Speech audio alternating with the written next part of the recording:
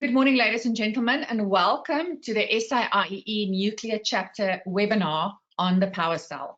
Before we start, a few webinar considerations. Attendees are reminded to ensure your volume is turned up on your device.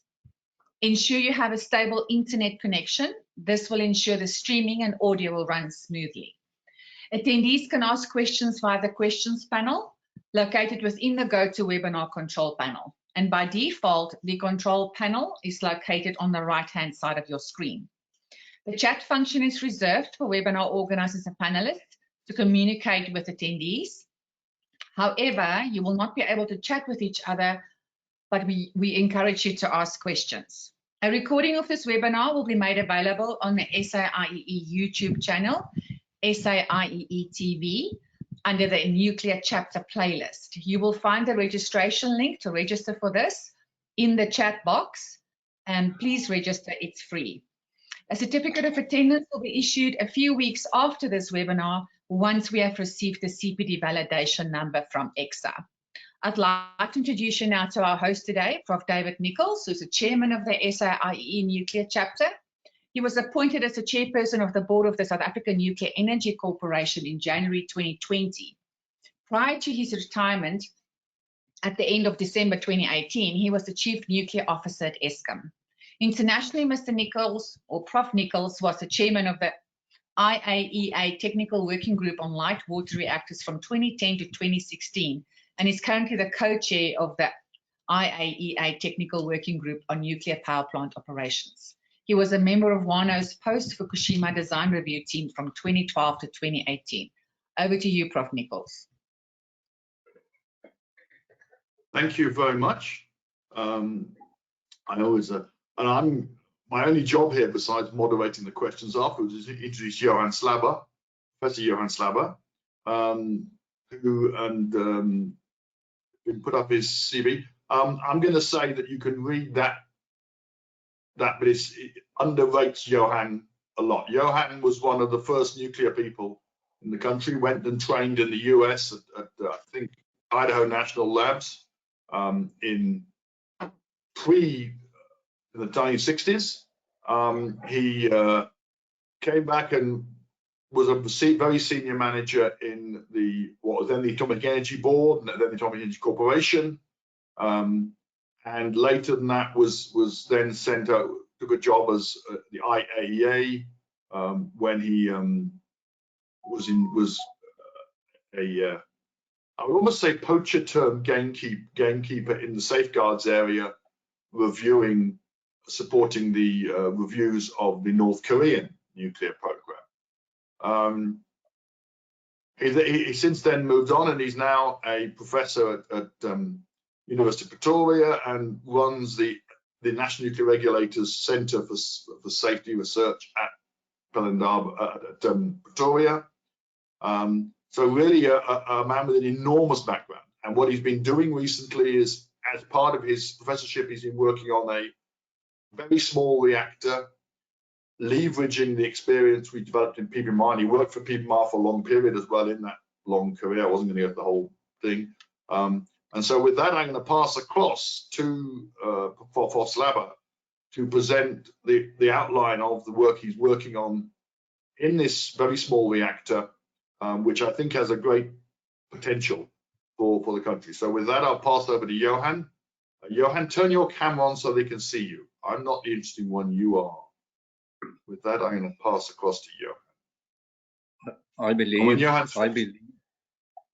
do my webcam. Oh, there we are. And when Johan's finished talking, I'll pretend to moderate the questions. So with that, I will leave it to Johan to give his talk on the power cell. Thank you.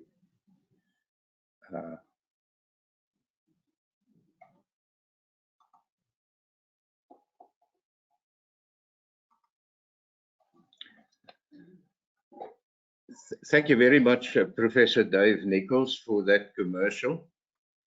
I believe that you overrated me a little bit, but I've spent longer than half a century in the nuclear field, and it's really in my blood. And I want to paste it into South Africa. This is the reason why I am suggesting now that we can enter into some new direction and focus also on very small nuclear reactors and what we call a micro-reactor. So the Prof. contents, Slabbe, yes, yep, yes. sorry, please share your screen with us. We're not seeing your screen. Oh, okay. I'll just say, show my screen. Yes. Is it coming through? Let's give it a moment.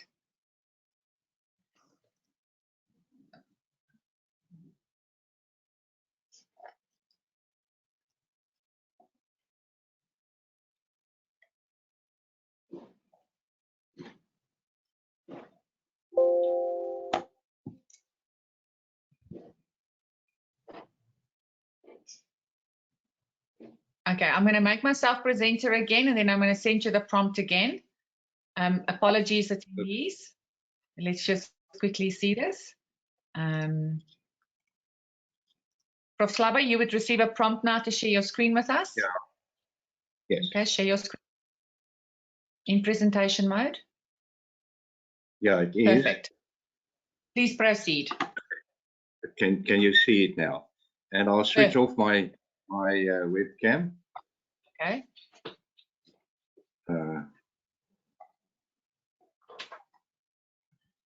Good.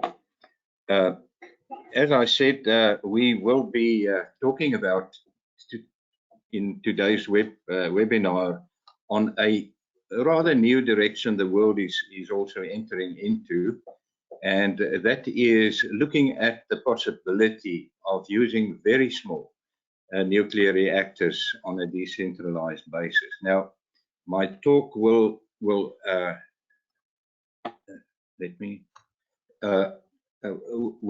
follow the following route. We will just briefly discuss what is being discussed now ad nauseum in South Africa, the energy problem. And you will see after the solution, there's a little red question mark. And then part of the solution, and then the description of a proposed part solution, the power cell. Now, if we look at how the world currently measures South Africa, then we need to look at the World Energy Council's energy trilemma, which has got 3 dimensions where they measure the performance of countries. First of all, the energy security dimension, which is the vertical axis, which measures the country's ability to meet the current and future energy demand. Then at the lower dimension, the energy equity axis assesses the country's performance in providing reliable access to affordable energy. And then, of course, one also needs to look at how it impacts the environment.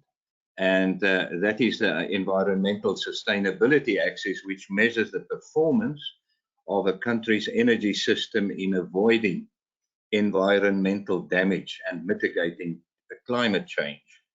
Now, all 3 of these axes are divided into dimensions A, B, C, and D, where A designates and shows the highest performance on that specific axis, and so go down to D, which is the lowest. Now, if one looks at the statistics, the 2022 statistics worldwide, Sweden is the top scorer at the moment, which has got an AAA rating, and an A on each of the axes, and it really fulfills the top requirement. If we now use the same metrics to measure South Africa, then one could be finding something like that, where South Africa It scores a C on energy security, a C on energy equity, and a D on energy sustainability, environmental sustainability, sorry for that one. And one can estimate where the D comes from, because we are really a good, a very large polluter in our continent. So if we change to how we as South Africans experience South Africa, we will find that the energy availability factor, which is actually measuring the ratio of the available capacity in relative to the total available capacity, we will see that over the last 6 years, the EAF, which is the energy availability factor, plummeted from around 80% to below 60%. This low EAF is costing the economy, and I'm just quoting recent figures, about up to 900 million, nearly £1 billion rand, South African rand per day. Now, I just want to interject something. Sometime Henry Kissinger, some years ago, he said, and he was a well-known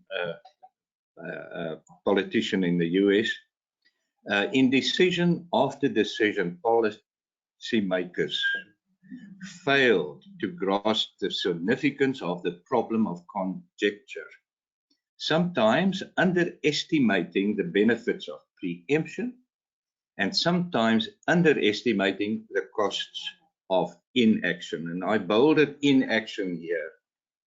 Now, in the early 90s, some extrapolations were done, and that showed that the country would run out of power in as early as around 2007 with the installed capacity. Now, I'm quoting again the inaction to increase sufficient installed capacity is now, as we all know, an immense financial and social blow to the well-being of all living in the country. And then in addition to this, the availability of water is also showing signs of becoming a huge problem to all living in South Africa. So the bottom line that we have here is that the future really looks bleak for South Africans living in South Africa. So we feel that this statement summarizes the gloom that is currently in South Africa, and we see the jumping from one pillar to one post by government, etc., to try and formulate a way forward. Now, if we now try to look in the crystal ball and say, what is a short-term solution? We cannot, and it's been repeated over and over, we cannot have now large mainframe power stations at the moment, because I'm talking about the short-term solution, and we need a short-term solution.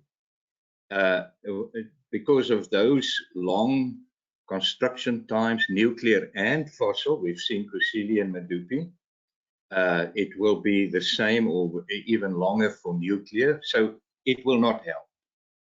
Renewable power generation will alleviate the shortfall in electricity generation to some extent. It is, however, and this is my view, not be the total solution. So what is the total solution? In reality, and that's my opinion, no immediate solution to the problem is available, and all that can be done is now to very wisely use what generation capacity is available and as effectively as possible. And by effectively, I mean really to take a professional stance and do the maintenance and predict the maintenance that needs to be done to increase the reliability of systems. And then in addition to that, expand the reliance on renewable energy generation. Now, what can we see about, you know, we as engineers and scientists and technical people, and also some mathematical modelers, need to show a way towards a long-term solution, because we can't just sit back and say, okay, so the problem will solve itself, we will install plants at this rate, etc. It needs to be analyzed properly, and then remembering that inaction should now vanish from our vocabulary. One of the long-term solutions towards transforming South Africa's electricity generation into a carbon-free system is to consider the use of small modular nuclear plants installed, and this is quite crucial to my way of thinking, in a decentralized basis and close to load centers. Now, the question will come up now, why is Kuiper not decentralized? And why is it down at the Cape? The big thing about big stations is that you need a lot of secondary cooling to cool the thermodynamic cycles, and the sea is quite a big source of coolant. We had big rivers, if we had huge dams, etc., one can consider, of course, to erect big mainframe, huge reactors on a decentralized basis. So the smaller the reactor, the smaller amount of secondary cooling or tertiary cooling you will need, and so small modular reactors can be installed inland and can even use dry cooling if the atmospheric conditions allow that.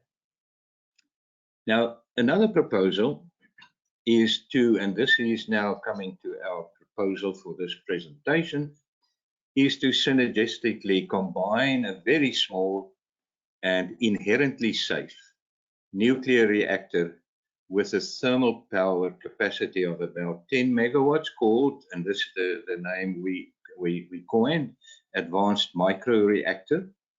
And we join that with renewable power generations in a configuration called a power cell. In other words, a cell like an AAA battery or a AA battery, as you've seen in the advertisement, that we can say this combination of this cohabitation between nuclear and renewable can fulfill the requirement.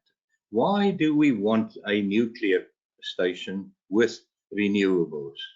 And it's a simple answer. We need constancy of a guaranteed power supply. So we will look at the concept in the next few slides. And remember, this slide is a very abbreviated and simplified version. There are some other heat exchangers, etc., etc. So it does not really look as simple as this. I just want to say, so what we have here is a very small advanced micro-reactor, and I'm going to talk in detail through that, since this is the nuclear chapter, and we're going to spend some time. And that is coupled to a so-called heat pipe heat exchanger, and then in here there is a facility which we call heat storage, but it could also be topping up of heat, of temperature, by injecting some energy to make the conditions of this loop. And this secondary side of this reactor and heat exchanger is the working fluid is ordinary air. So we've got helium coolant here, as I will explain later. And in here, we've got air. And we heat the air up to 750 degrees in the heat pipe heat exchanger, a little bit less, and then topping it up to a value which is amenable to the turbine of the turbo generator set that is normally off-the-shelf systems. There's no design, and we actually tune the conditions of the working fluid such that it will be functional in an off-the-shelf turbo generator set, like the gas turbines, which is a Brayton cycle. And this feeds electricity into the green grid. So one has got a little bit of a bootstrap here, and then the heated air at the exhaust of the turbine is then driving a steam generator, which is part of a Rankine cycle turbo generator set, also feeding electricity into the green grid. So this is the actual high-level description of the power cell. I would like to say that one needs to take note that although it should look a little bit simplified and it looks enticing, one needs to listen to somebody which knew nuclear reactors, and from way back when the reactors in the US were just starting to be developed for the submarines, the pressurized water reactor, other reactors, and Admiral Hyman Rickover was the driving force behind that program. And he said, and I'm quoting him, "The tools of an academic designer are a piece of paper and pencil and with an eraser. If a mistake is made, it can always be erased and changed. But the practical reactor designer, the people that needs to get the hardware on the ground, if he errs, he wears the mistake around his neck. It cannot be erased. Everyone sees it." And then he also said, and this is very important, and I chose to put it in the next two quotes. "Good ideas are not adopted automatically. They must be driven into practice with courageous impatience." Now, I think we are starting to become impatient, but let's not be too impatient. But then the sting in the tail is, he said, trying to make things work in government is sometimes like trying to sew a button on a custard pie. So one must take cognizance of these three quotations and go at it at a pace which is not too fast and not too slow, but be very careful not to overestimate your capabilities and our capabilities.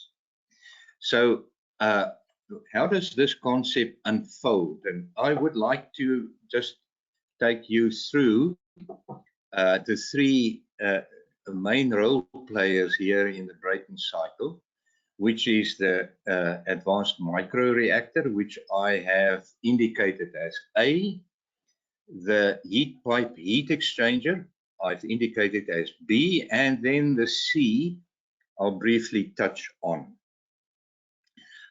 Why only those? Those are the developed, the systems or the subsystems that need to be developed. The other subsystems will not be addressed, since the objective of the design of the balance of system will be to maximize the use of off-the-shelf Brayton and Rankine cycle units. So just to kick off, what is the AMR? It is a small 10 megawatts gas-cooled reactor making use maximally of technology and information developed and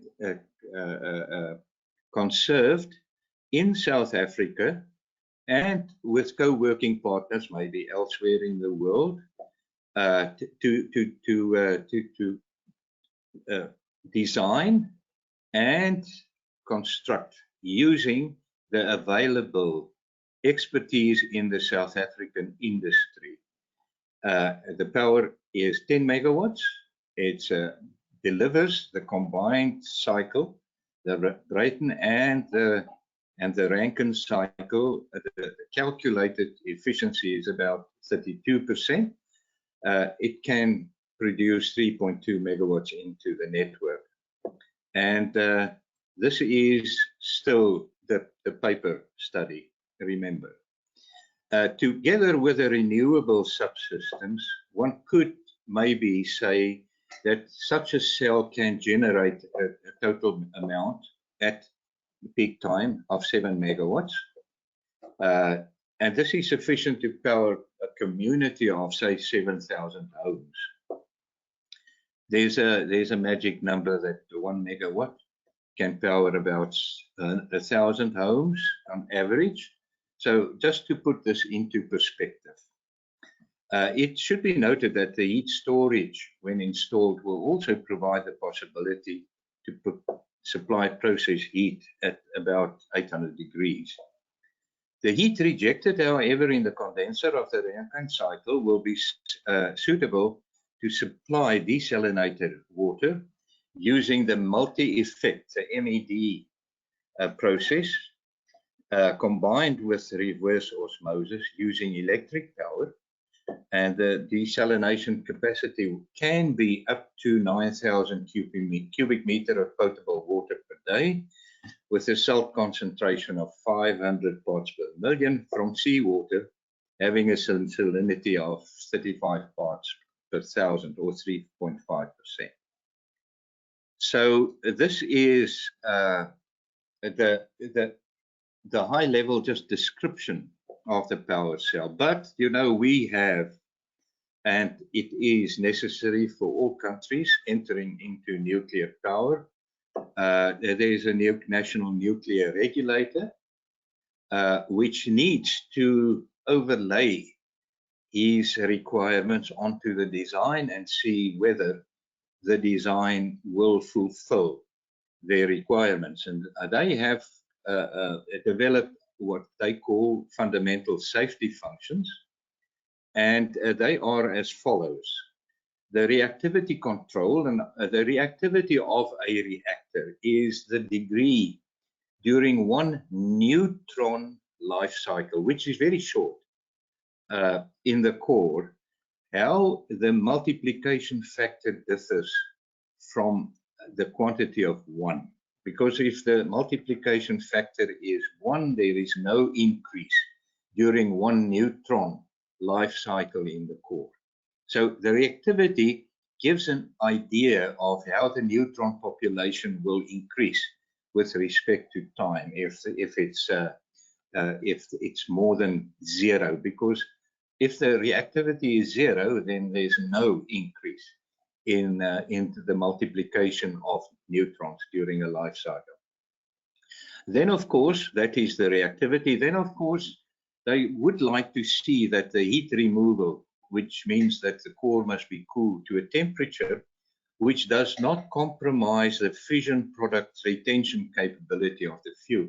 Now, the fission products are created during the reaction, which is actually the source of the heat in the reactor. But the nucleus of the uranium nucleus atom is actually split in 2, sometimes 3, but mainly 2, and those we call fission products, and they are very radioactive for a long time, and that must be kept close to where they were born, and that is why the fission product retention capability of the fuel must not be compromised. And then if there's some radioactivity that will escape, then that must be confined into the reactor building or any other container that contains the radioactivity. So in the AMR, and I have defined reactivity, which I'm not going to repeat.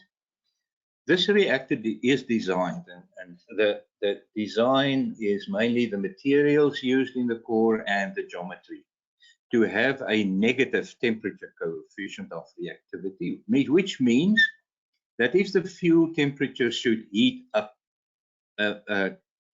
a small amount from its operational temperature, and where the multiplication factor was 1, it will immediately become less than 1. So that means that as the temperature goes up, that multiplication factor immediately goes, and the reactivity becomes negative. And also the reactor, the AMR, has got 2 redundant and diverse engineered systems for reactivity control. In other words, to start up the reactor and to shut the reactor down. But these 2 redundant systems, each is capable of shutting the reactor down when the reactor is in its most reactive condition. This is when the core is cold and it contains new fuel. And then the requirement is also with a control member, there's a multiplicity of control rods, and with the highest reactivity worth, the highest shutdown worth, not functioning. And the specification is that there should be what we call a shutdown margin of 5%. In other words, the multiplication factor of the core should be reduced to 0.95. So that will be for the reactivity control. The heat removal. Now the materials used in the AMR core, where the heat is generated, and the geometry of the materials in the heat removal path. That is how the heat that is generated in the fuel will be transferred to the outside world around, or the coolant is such that even if the coolant medium, which is, as I said, helium gas, is not available. In other words, we assume that it leaks out, and the reactor has operated, and then this heat must now be transferred to the outside. So no coolant except the transfer of heat by natural thermal conductivity in the structures and in the path where the heat is removed is such that the fuel will not overheat.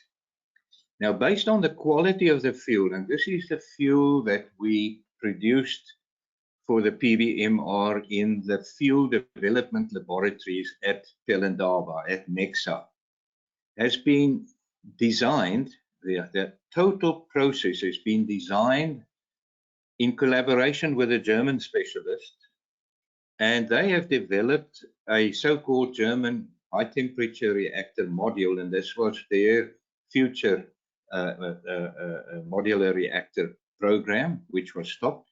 But they developed the fuel for the HDR module, and they call it the proof test fuel, which was actually setting the benchmark of good fuel, and adopted values for temperature during normal operation, because one cannot always say that even if the fuel is excellent, there will not be any permeation of fission products through the cladding material that needs to keep it inside.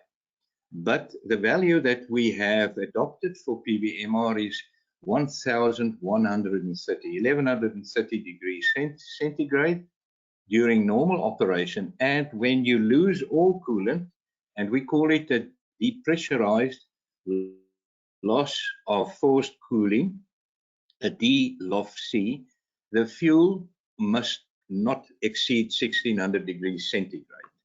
These are the design goals that we have accepted for the design, and the confinement of radioactivity is, of course, the design of the fuel and the materials used is such that in any postulated operational and beyond operational conditions, the fission products will not be released into the cooling system of the reactor.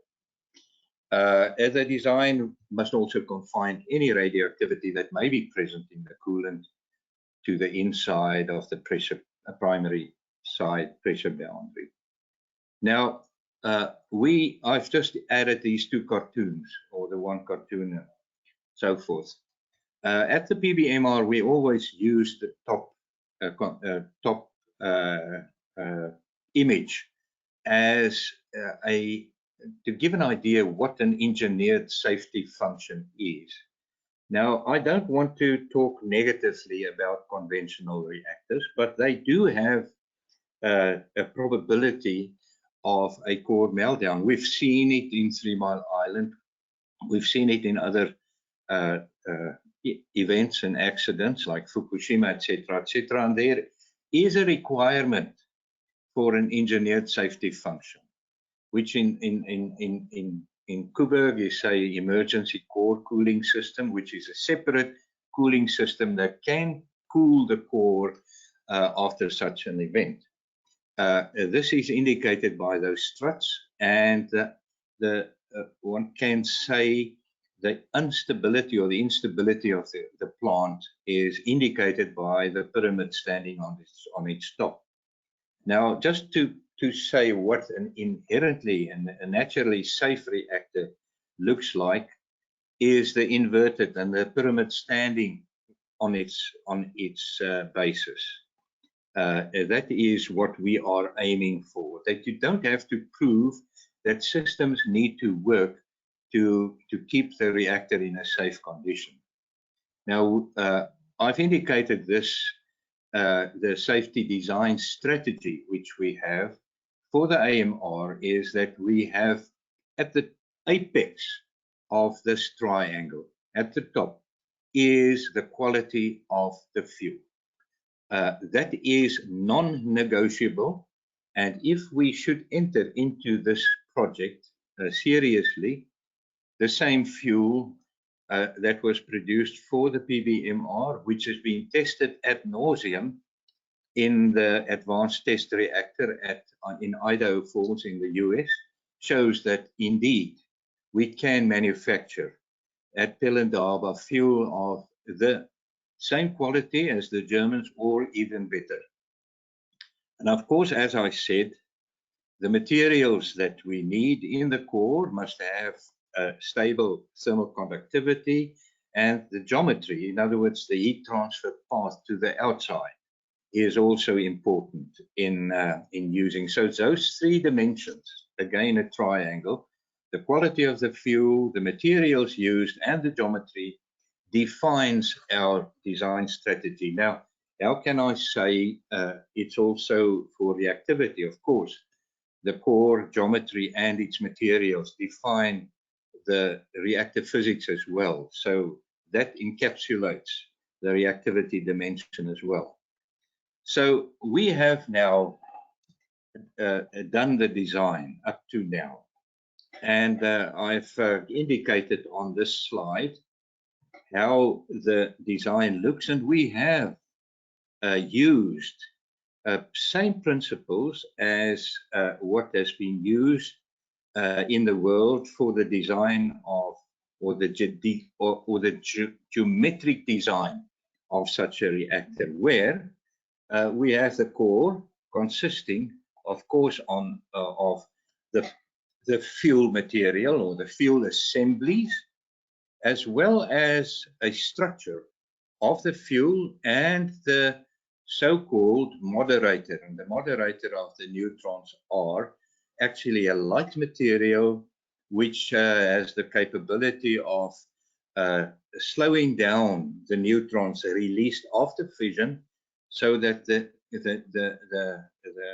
neutron efficiency in the core can be increased, because the fission reaction takes place predominantly with neutrons of a very, very low energy. So one needs to slow down the neutrons with a light material, which we call a moderator. And in this case, it's a a high temperature resistant, low Z number material, which is carbon, and we use reactor grade graphite. And in the graphite are the fuel assemblies, and there's some room for coolant. Now the coolant from the heat exchanger comes in an annular tube, annular vessel in the annulus, and then it flows up in an annulus around the core. There's a barrel which we call a core barrel that supports the core materials inside the vessel. It flows up, turns around, and then flows down, picking up heat in the core, and then combines with the other flows through other fuel next to fuel assemblies, and then exits in the inner tube of a annular tube vessel. And this high temperature, which in this case is 750, is shielded from the annulus region by an insulation material, etc. I'm not going to go into that detail now, but this is the reactor, and then the control elements, which are two systems: the reactivity control system and then the reserve shutdown systems, which are driven from the top into the positions to absorb neutrons if you want to shut down the reactor. Relative to this reactor design, this is a man standing. So even if this is a 10 megawatts thermal, it's still a big reactor physically. From there to there is about 7 meters. Just to give you some perspective. The core itself looks like this, and as I said, the cool helium comes in, and you will see that all these elements here are graphite, but some are different colors, and this is just to identify their objectives.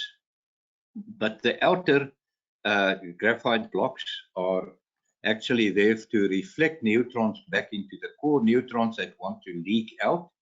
But it's also a position where the cool helium coming from the back from the heat exchanger is flowing up towards the top, and in that it is actually capturing any heat that might want to escape from the reactor to the outside during normal operation.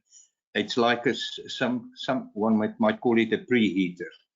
And then it turns around at the top and then flows down into the core, which we've got elements, which has got one hole, and that is the control elements blocks of graphite. Then we have elements, graphite blocks, which contain the fuel elements and fuel assemblies, and then some blocks which contain fuel assemblies and burnable poison, more centered towards the center. So this is where the reaction takes place. This is where the heat is generated, and the shutdown is also affected. And this is where vertically the heat is captured before returning to the heat pipe heat exchanger. This is just a design and giving you some details of the size. And this is how the blocks look. I'm not going to spend too much time. I already spent time explaining that. The fuel assembly needs some time, and this is quite a unique design which we are proposing. At the moment, the water-cooled reactor designers are looking at what they call an advanced fuel assembly, which is actually an accident tolerant fuel. I'm sorry, not an advanced fuel assembly, it's accident tolerant fuel. And they're looking at the use of silicon carbide as the container of the fuel pellets in a water-cooled reactor. And in this case, we're proposing to use a similar tube, which is a silicon carbide tube. Why silicon carbide? It's very neutron friendly. It's been proven in the high temperature reactor fuel as a very radiation resistant material, and it's impervious, virtually totally impervious to the permeation of fission products. So we use the silicon carbide tube, and then inside the tube, the fuel is in the form of the developed coated particles, which has got the fuel in the center. And this, to give you an idea, this dimension here, from here to here in a coated particle, is just under a millimeter. And that central kernel, which is the fuel containing material, is uranium dioxide with a diameter of 0.5 millimeter. And that is coated with 4 layers. First of all, a porous carbon, and then pyrolytic carbon around the porous carbon, and then silicon carbide as the first barrier against the escape of fission products, and then pyrolytic carbon around that. So it's actually a layered little particle of diameter just below 1 millimeter. This is the primary barrier. This silicon carbide provides the primary barrier against the escape of fission products. Then we have a heat transfer medium, which is a lead bismuth eutectic material, which has been thoroughly developed for the liquid metal cooled reactors, and also the fast reactors, and in the submarine program. And it's been qualified, and we believe that its heat transfer characteristics, its thermal conductivity, and also its expansion coefficient is low enough. And it's very neutron friendly. It's also funny enough, it's 2 heavy metals, but it scatters neutrons inelastically. So this is the fuel assembly. It's got a wall thickness of 0.15 centimeters, 1.5 millimeters. It's got a length of 0.6 meters, which is the length of one of those graphite blocks, and it contains approximately 0.3 million coated particles in such a fuel assembly. In this design, we have got 2 barriers against the escape of fission products from the fuel particle, which is in the middle. And so these, I'm just going to give you briefly design for safety results. We design for these 2 systems, the reserve shutdown system and the reactivity control system, in and out, etc., etc., 1 member out, and etc., as I've explained, and we fulfill the reactivity requirements of the NNR. The maximum fuel temperature during operation is 1098, compares well with the accepted 1130 degrees. And the maximum fuel temperature after a depressurized loss of force cooling event should be smaller than 1600, and it is the same temperature of that. So why? It is, and this is a graph that was generated by our colleagues at Northwest University immediately after shutdown, because if you lose cooling, the reactor immediately slightly heats up, and even 1 degree heating up will render the reactor subcritical. So immediately the maximum temperature in the fuel drops from the working temperature. There is no first increase and then a decrease. It immediately drops down to a value which is sufficient to claim inherent safety. The heat pipe heat exchanger, briefly, is a primary loop containing a number of tubes, and a secondary loop containing a number of tubes. And in between the primary loop tubes, which has got helium as the coolant, as I've said, the hot helium from the core comes in. It is sucked in through a centrifugal fan, a blower, and then circulated out, and then released into the annulus, returning to the core.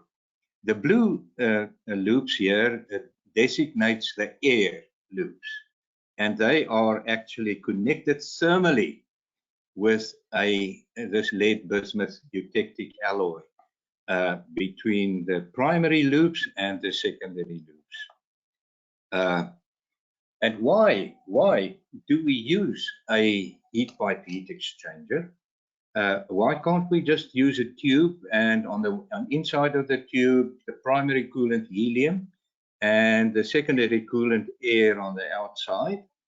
It is because in the helium, there's a contaminant, another isotope, helium-3, which when it captures a neutron, it activates, transmutes to tritium, releases a positive electron and a neutrino. Now this tritium is a small nucleus, and it can permeate steels. And one claim and one problem is that if you have this primary coolant, helium plus helium-3 contaminates, or tritium contaminates, the tritium can permeate the one wall. So this is the conventional heat exchanger image. Now, in our proposal for the heat pipe heat exchanger, you've got the coolant here. If it permeates the first tube, it enters the LBE, which does not transfer the tritium into the secondary tube, but it only transfers the heat. So this will then assist in conforming to the fundamental safety function of the NNR, which is the confinement of radioactivity. Now, the heat storage is still a twinkle in the old man's eye, and we are looking at that, looking and gleaming information from what is being done in the renewables field, and there is one M student looking at that, but the current idea is to have a storage system which uses the latent heat, the phase change principle. Now, what will need development in this proposal, and coming back to Admiral Rickover's statement, we try not to invent and go into the unknown field too much. The coated particles in the fuel assembly, which is the most important part that needs to be qualified. This is the pinnacle of that triangle.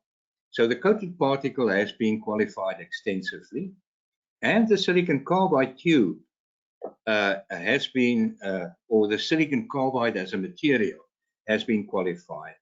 Now we will use the results obtained from the development of accident tolerant fuel in the water-cooled reactor domain. And the LBE that we are using has been qualified and tested quite extensively in the fast neutron spectrum reactor programs worldwide. Now, the graphite core structures, we will rely on the technology that we have gained and collected during the PBMR program, the reactor vessel in the same way, and the core barrel, which is a stainless steel type 316 material, and the temperature design of the reactor vessel and internals was chosen, and the combination and the flow paths was chosen so that in all conditions the loading capabilities in temperature, in terms of temperature and pressure and stress, will not exceed the licensing cases of the ASME code system. Other structure systems and components that require development could comfortably fit into the capability of the South African Nuclear Energy Corporation, NECSA. And it's got such a beautiful mandate which reads to develop, utilize and manage nuclear technology for a national regional social development through applied R&D, commercial application of nuclear associated technology, contributing to the development of skills in science and technology. We believe that with this injection of a reactor, which is not aiming to the stars, but at least something that can be researched and developed and fabricated in the South African industry, should be aimed for. We can rather eat the elephant in small bites, small advanced micro-reactor bites, than go for the aggressive, huge mainframes. Even small modular reactors is slightly out of our capability, what we've learned during the PBMO program, but we've made sure that the size that we have here can be manufactured in South Africa, maybe with a little bit of adaptation of quality assurance, etc., etc. The heat pipe heat exchanger will require extensive development, and we can use the helium test facility and co-working institutions in South Africa to help us to design this facility. And as I said, I've got a student that is far advanced in analyzing the thermal flow characteristics of this heat exchanger. The Brayton and Rankine cycles, as I've said, will be off the shelf and no development will be required. Some minor adaptations might be required. Now, how can Nexa be involved? I just included this slide. They are involved already in the core design. We believe it is necessary to construct a critical facility. A critical facility means a facility which emulates the reactor physics characteristics of the core. We had one, we constructed one in the early years, it was demolished, but it's no big deal that our current capability can be used to construct it at Pelindaba. The manufacture of triso-coated particles was proven, and the field development laboratory is still there. It's kept in care and maintenance, etc. And they can do research on this manufacture of silicon carbide fuel tubes. They manufacture in-stamp components. They've got an in-stamp capability, which means that ASME will trust their quality assurance and technical capability. The testing of the functioning of the heat pipe heat exchanger in the helium test facility, testing of the coolant flow characteristics of the reactor assembly in the helium test facility full scale. If necessary, irradiation qualification of some structure systems or components can be done in Safari or the next reactor.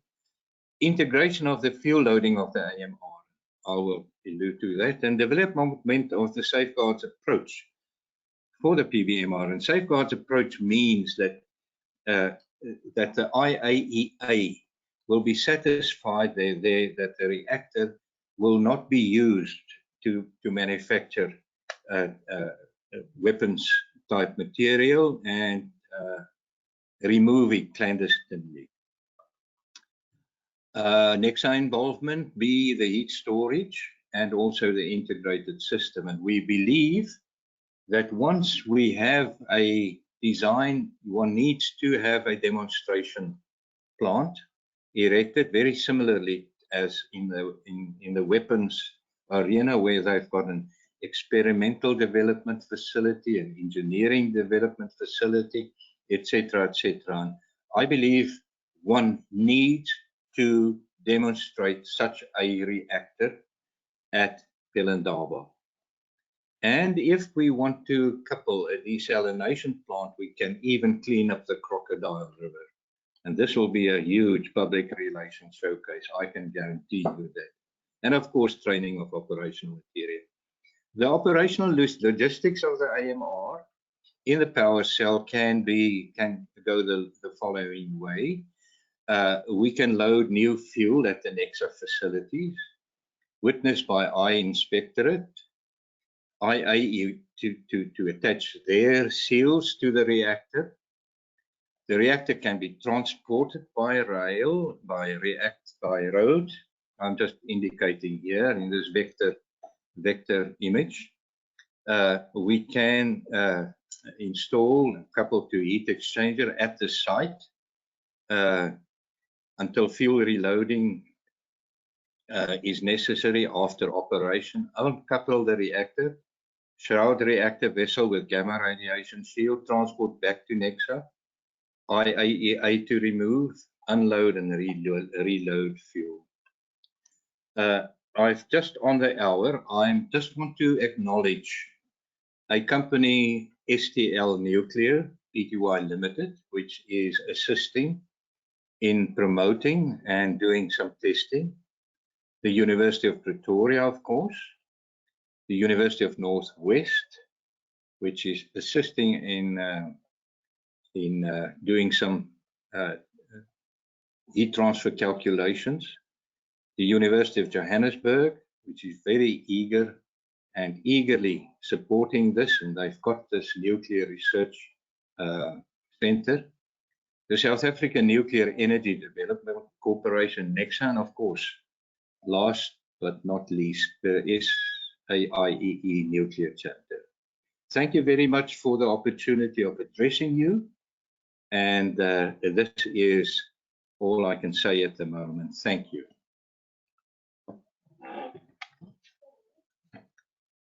Thank you very much, Johan.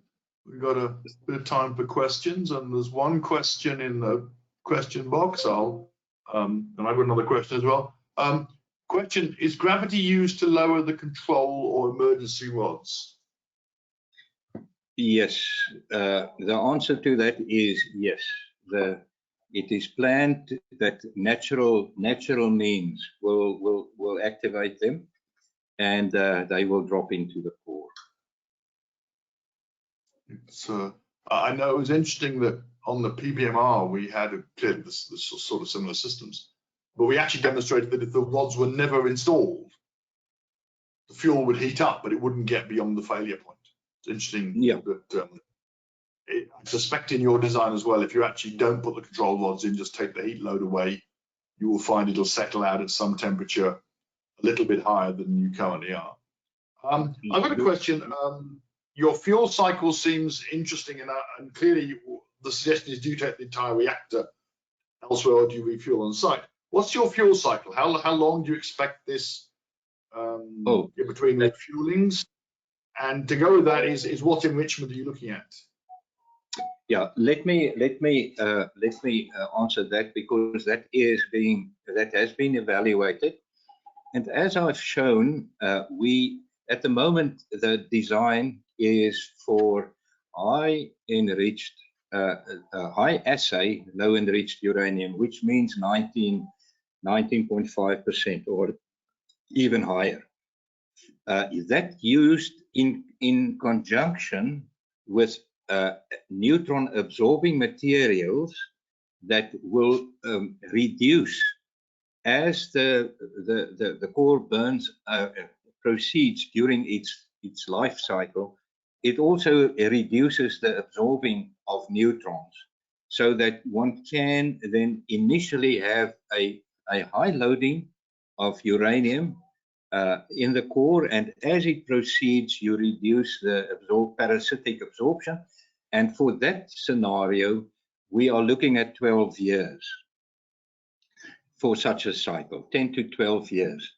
We would, however, like to first demonstrate the reactor with a more obtainable enrichment in the order of 10%, just to look at the reactor physics and to look at the dynamics of the consumption of burnable poison in the demonstration phase, and then slowly work our way up.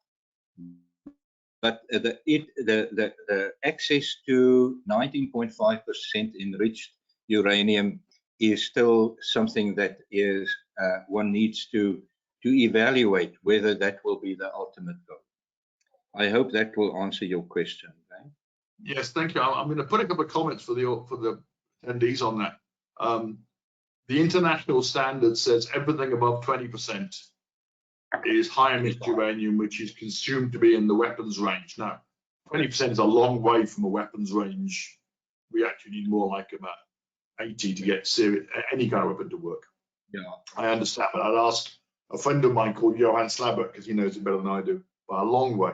But the issue is that the conventional, the Kuba type plant runs at below 5%.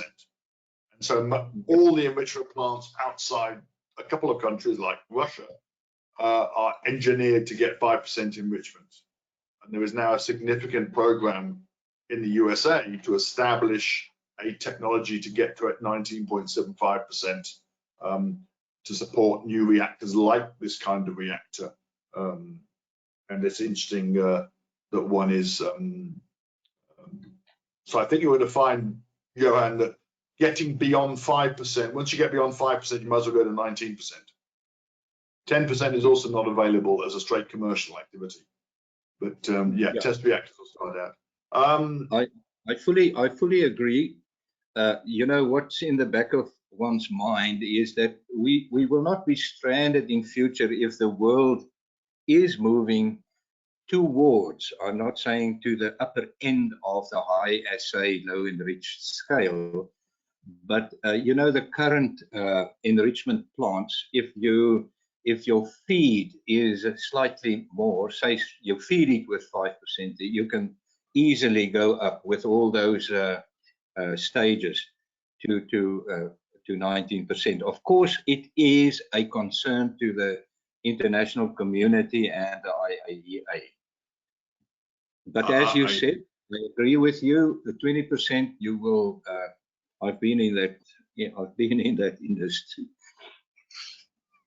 No comments. You can answer those questions outside the meeting to Dr. Sloan if he's prepared to. I think the other question, of course, clearly, there's two questions that I'm sure you haven't got good answers to, but I'd ask the easy question. If somebody said you're going to go build this thing, how much money do you want and how much time do you need? I know it's a piece of string, but are we talking about a 20 million rand project or a 20 billion rand project?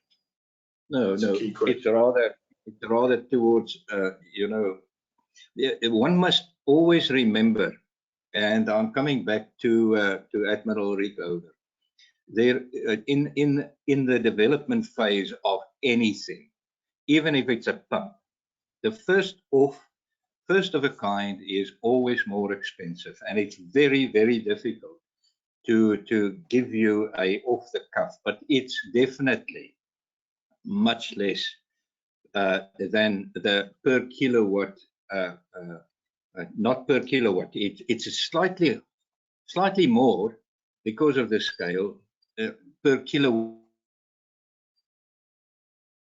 installed than the current day reactors. But to give you an idea what the first demo will cost, I'll have to do some big thinking. I must admit, I was thinking, and I'm waiting for more questions, and we'll take a few more minutes and see if there's the other question or comment I'd put with that is that most of your problems in this design are temperature related, not pressure related. And therefore it might be interesting to build a demonstrator. This is something of about 1 megawatt, which has the full temperature of your design, but doesn't necessarily have the full pressure, which make the costs much more reasonable. So you look at the cost of the first demonstration machine, and you could argue, I'm not sure, what pressure are you running at in this thing, do you think, Johan? What's the helium pressure? Well, it's 50 bar. Okay. So you've currently got to build a 50 bar, 7 meter high pressure vessel, which is in itself not a cheap item. If you built it and said we're going to run the thing at 1 megawatt, but at full temperature, you'd end up with the reactor pressure vessels, and you'd end up with the pressure being way lower than that. I mean, I'm being linear for a second. You're down sort of 5 bar pressure vessel, which is almost, and it's just a thought, but I think we should be looking at the prospect of how can we build bits of the test rig and ideally build the demonstration systems. Because I doubt one will get funding to go and build a first-of-class full-blown machine, even if it's only R1 billion. It's still, you know, this world is full of money problems. Yeah. Very exciting.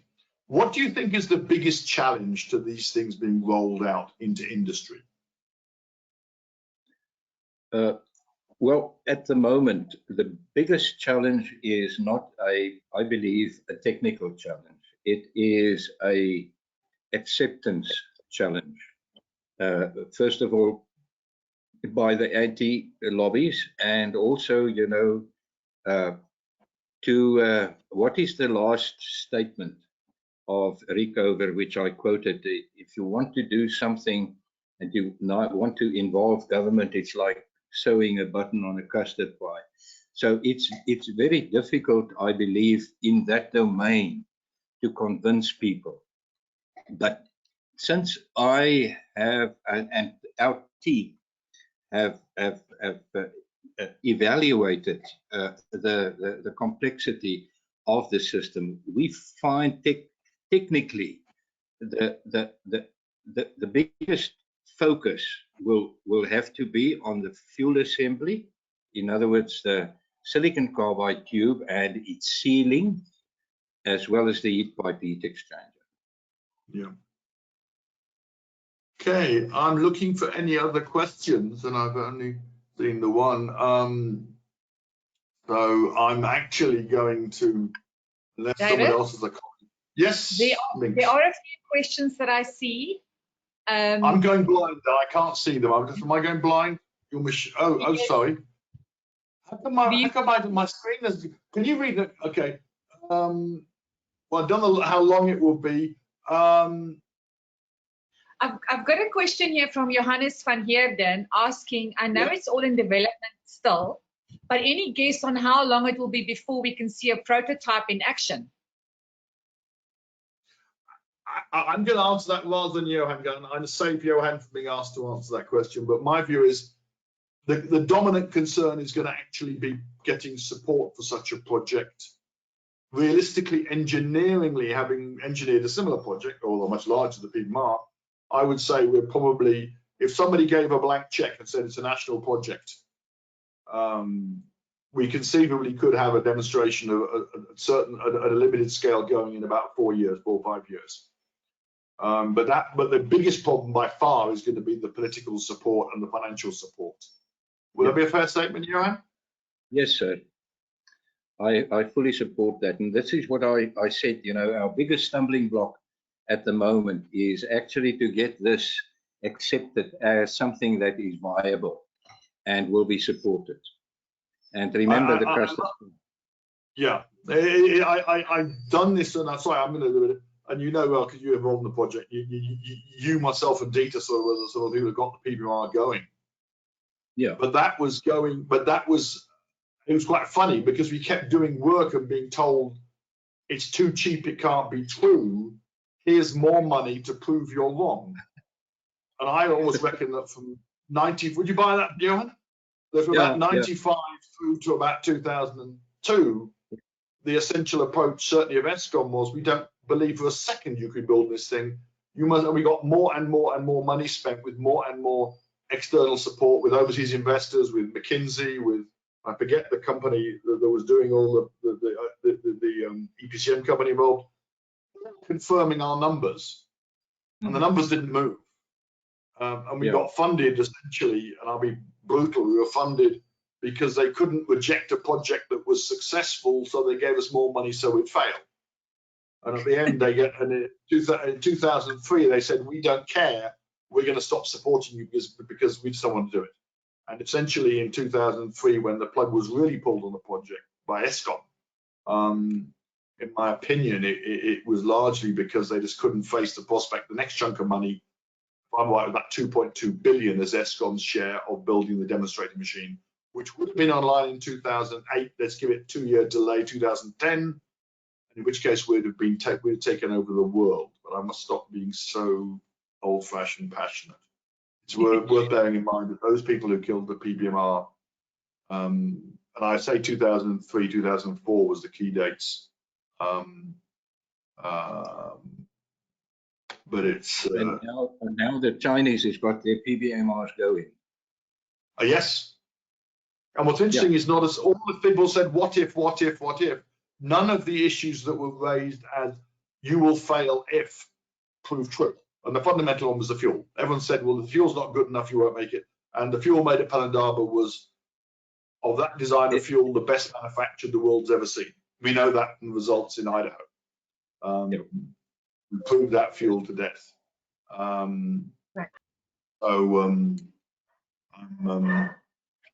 As we say. Any other questions? I'm sorry, my question panel is not working well, Mink, so maybe I'm going old in my old age, but no problem. We've got a quick. What happens to spent fuel rods? Yes. Yeah, Janet Gillespie has just asked this question. What happens to the spent fuel rods? Can it be modified for reuse? Can I maybe come in here? Well, I'm just trying to, me and Minx are trying to sort it out now. I'm just trying to look at the questions and my machine is not talking to me very well, so I'm trying to work out how to, I found the trick. Sorry, okay, keep going. Right, I've now found the questions. Thank you, Minx. I found the wrong button. It all worked to me suddenly. So spent fuel pods. Yeah, Johan? One of the attributes of the generation 4 reactor designs is that one should look at sustainability and also minimization of nuclear waste. So with this arrangement of this fuel assembly, it'll be rather easy if the fuel is unloaded in a hot cell at Pelindaba to separate the silicon carbide tubes from the lead bismuth eutectic. By the way, the lead bismuth eutectic has a melting point of 125 degrees centigrade, and you can easily then separate the coated particles, which are now the spent fuel, from the lead bismuth eutectic and get the coated particles in a more concentrated fashion, and then embed that into a matrix, which can be then stored in a repository. By this, you are reducing the volume of spent fuel or radioactivity spent fuel to the minimum. One wouldn't like to now start considering and speculating if you would like to get something out of that fuel. One doesn't want to do that. In the meantime, we will just make a statement that the fuel, the high level radioactivity volume will be easily reduced by deconsolidating the fuel into lead bismuth, scraps of silicon carbide, and then the coated particles, which will be then the final high level waste. If I can just add to that the comment that the coated particles are almost a perfect spent fuel facility. So the nice thing is that unlike light water fuel, where you've got uranium oxide, which surrounded by metallic material, which will degrade very quickly in geological terms, you've got a pre-built barrier when you build the fuel. I'm just going to, other questions been answered, but the one that hasn't been answered, I see it from Melly. Any foreseeable issues and/or challenges with licensing, given the 100 megawatt DMER exemption for self-generation? Interesting question, Melly. My comment would be that the regulations, the nuclear regulations, will be the dominant concern in that situation. Getting a license for this will be the issue, and that is just going to be a piece of string. I mean, the trouble is that we're trying to apply licensing requirements that have been written around the need for emergency systems. That is the inverted pyramid that Johan was showing earlier, with the concept of saying, excuse me, there is no mechanism which takes this thing to failure. And I think it's the biggest difference, that if all the safety discussions, So I think the problem is going to be not the NERSA regulations we were talking about there, Melly. It's going to be the NNR regulations and the requirements for the owner-operator to be fully liable for strict liability. Going to commercial discussion, I would not be surprised if this kind of thing goes ahead around the world, of having companies, so you don't own the power station on your site. You end up essentially saying, I will pay you for the power station you get put in, but you will own it and you will be licensed and you will run it. And that means you can cover the risk situation more effectively. But yeah, and I would argue that the people developing it come from the National Nuclear Regulators Center for Safety and Security. Is that correct, Johan? Have I got the title right? Yeah. So you should know what you're talking about. I'm not sure you do, but we should know. I do. Okay. So now I can see the questions. Those are the 6 questions. Somebody asked about how long it will be fuel cycle. We've been told 12 years. Is that 12 years at full power? Yes. If full power, yes. FPY. Okay. So if somebody was running it like 60% load factor, it would almost last you 20 years. Just worth bearing in mind that's it. But yeah. Okay. And clearly, if you're using it to support renewables, then it would be on a load following regime because to invert from the renewables. But okay. Okay. Any more questions? I see a thank you coming up. So I see Minx is in charge of the universe there. Minx, over to you. Thank you very much, Prof. Nichols. Thank you, Prof. Slabbe. Thank you both for availing yourselves, and attendees. Thank you for joining us today. I will be applying for CPD validation for this webinar, and so watch out for your certificate with the CPD validation number in the email. Just quickly before I sign off, you can go in the handout section. You can see there's the latest issue of the What Now magazine in PDF format and the SAIEE Training Academy brochure. Please quickly download it if you would like and enjoy the read. Thank you very much for joining us. Have a good day further. Goodbye. Thank you. Thank you.